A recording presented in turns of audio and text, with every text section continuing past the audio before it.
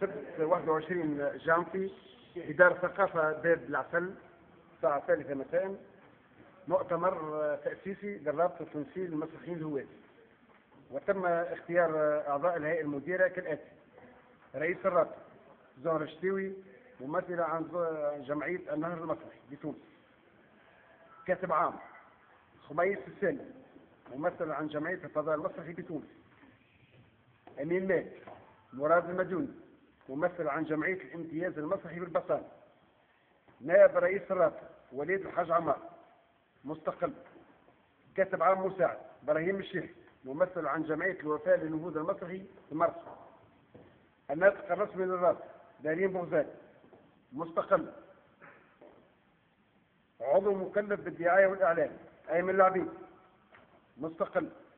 عضو مكلف بالبرمجة والتخطيط والمهرجانات سبت الغويبي، ممثل عن جمعية مسرح خمير تبرق. عضو مكلف بالتكوين والتربصات أمير بالصيد، عضو مستقل.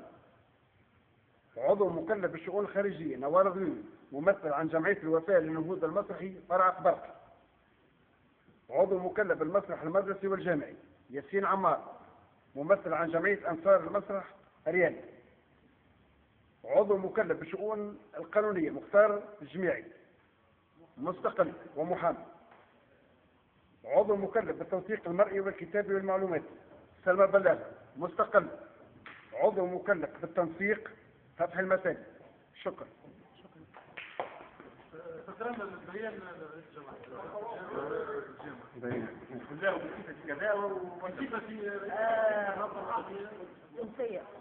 بصفتي زهرة الشتاوي، ممثلة عن جمعية النهر المسرحي بتونس ومديرة الرابطة التونسية لمسرح الهواة، وبين قوسين هيئة مؤقتة.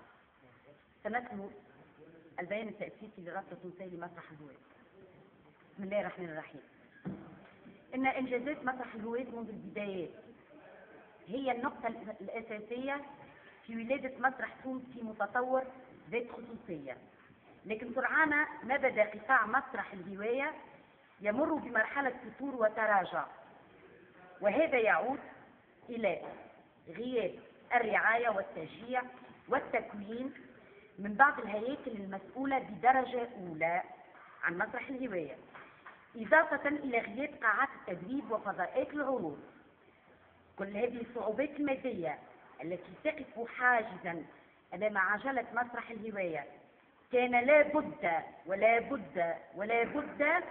من انبثاق الرابطة التونسية لمسرح الهواة رغبة من بعض المسرحيين الهواة، وكردا عن الكلام على أزمة مسرح الهواية الذي بات كلاما شائعا وعموميا ويوميا تسمعه في الندوات والمهرجانات وتقرأه على أعمدة المجلات والصحف وعلى ألسنة المسرحيين أنفسهم بل صار عنصر من العناصر المكونة لمسرح الهواة.